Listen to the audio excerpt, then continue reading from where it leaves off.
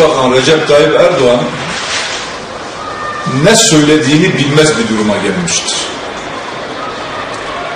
Özellikle son Elazığ'da yaptığı konuşmalar tabiri caizse bundan önceki konuşmalarının üzerine tüy dikmiştir. Yaklaşık 1,5-2 yıldır Kürt siyasal taleplerini ne zaman dile getirsek din üzerinden bir saldırıya geçmektedir. İşte bunlar Zerdüşt. Bunların Yaradan'la bir ilişkisi yok. Mesela dünkü Elazığ konuşması.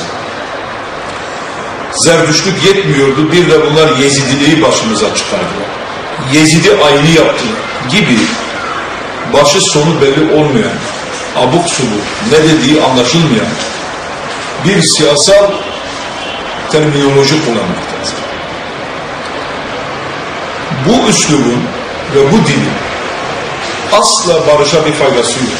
Yani bırakın faydayı, barışı sabote eden, kardeşliği berhava eden, yok eden ve Türkiye'yi bölünmeye, parçalanmaya götüren bir durum kullanıyor ve ısrarla bunu kullanmaya devam ediyor. Ne yapmak istiyor? Tam bir bakkal hesabı içerisinde. Ben bu din, mezhep, inanç üzerinden polemik yaparsam, işte Çankırı'daki, Kütahya'daki, Çorum'daki, Rize'deki, Manisa'daki seçmenlerden oy alırım.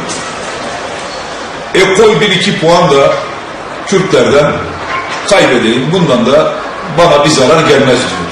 Ama topyekun bütün bir ülkeyi parçaladığını, kardeşliğe dinamit koyduğunu, aradaki makası her gün daha da aştığının asla farkında değil. Bir yandan diyalogdan, müzakereden bahsediyor.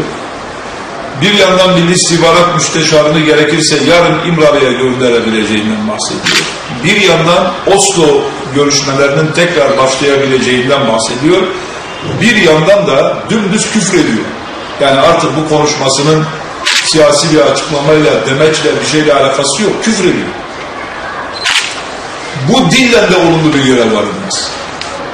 Biz ısrarla şunu söylüyoruz. Eğer çözüm diyorsanız, diyalog diyorsanız, eğer Kürtçe ana dilde eğitim olmayacaksa, bölgesel yönetimler olmayacaksa, cezaevlerinde ölümle karşı karşıya olan kardeşlerimizin sorunları giderilmeyecekse, talepleri dikkate alınmayacaksa, o zaman bu müzakereleri niye yapıyorsunuz, niçin yapıyorsunuz ve ne çıkacak bu müzakereler?